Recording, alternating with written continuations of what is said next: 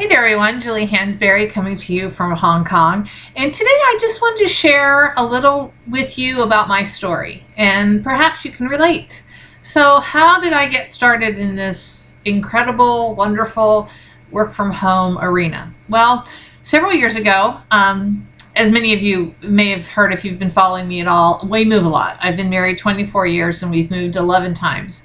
And you know, interestingly enough, when my husband and I first got married 24 years ago, I said that I would never be a stay-at-home mom. I'm sure many of you moms out there can relate. I wanted to be the career woman, right? So we were married for about 5 years when we had our first child. And it wasn't long after he was born that I realized that I just didn't want to let anybody else take care of my baby but me. I wanted to be with him every minute of the day that I possibly could. And fortunately at that time, my husband, financially, we were able to do that. Financially, I could be at home with my son. And that kind of morphed into, you know, I now became the stay-at-home mom. So fast forward 20 more years. Well, not quite that, but anyway, we have a second child. We've moved all over the world. And we had just come back from our second expat assignment in Tokyo. We were living in California at the time. My children were older. One was just starting high school, and one was just starting middle school. And it had really gotten to a point in my life when, you know, they didn't need me as much. And I was really looking for something. I was looking for something to do with my time. I was actually I'm a dressmaker by trade. I was trained as a custom dressmaker. But, you know, having a business like that, very difficult with our lifestyle because you need to be in one place for a long period of time to establish some clientele. You can't be, you know, moving every couple of years like we do. And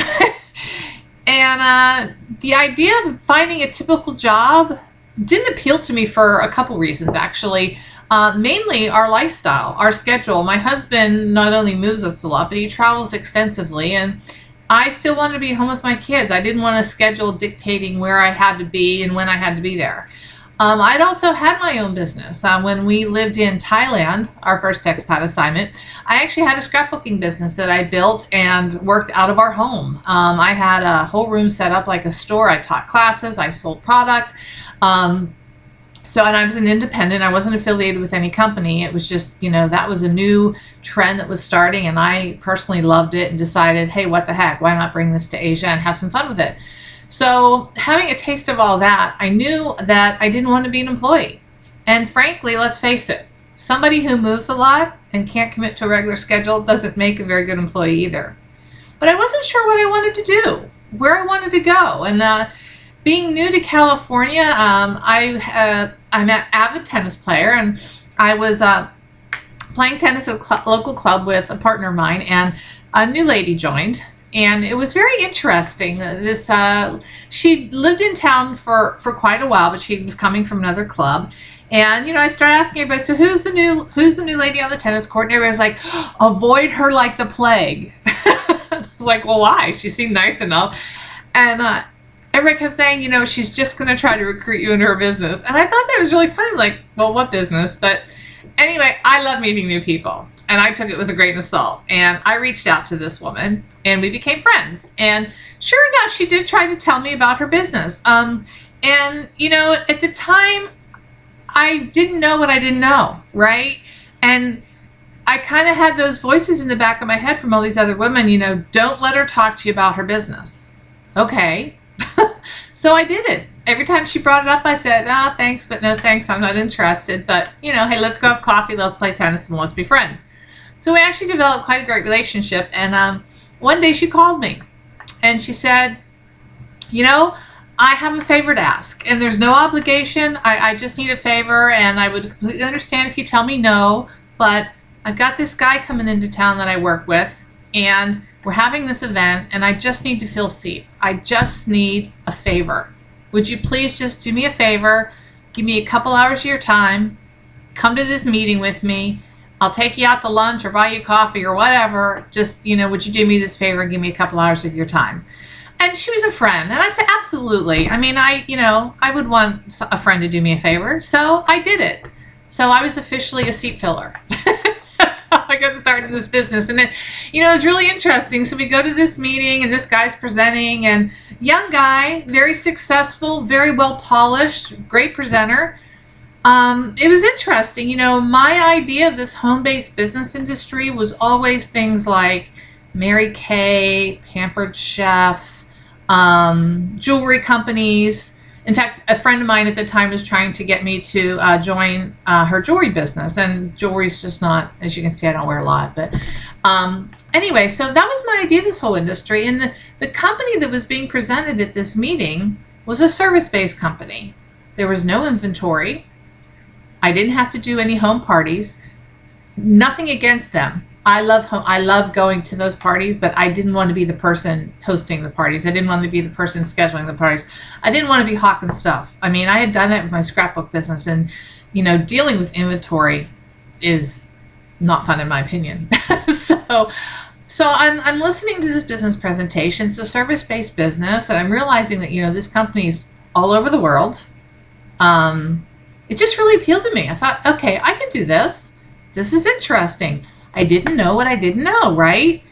But I sat there, and the more I heard, the more my mind opened. And the more I kept thinking, dang, I wish I wouldn't have listened to all those ladies who were putting those seeds in my head, because they don't know what they're talking about either. They've probably never been to this presentation. So I went home, I gave it some thought, did a little research, and thought, you know what? I didn't know what I didn't know. This is a great way to do business. It's a great opportunity, and quite frankly, it fits with my lifestyle. It fits with my needs. I can work my schedule around my family, not the other way around. The initial investment is very reasonable. It's a global company, and I can work from home or wherever in the world our life and my husband's career takes us. So I got started. And that was a little over 5 years ago.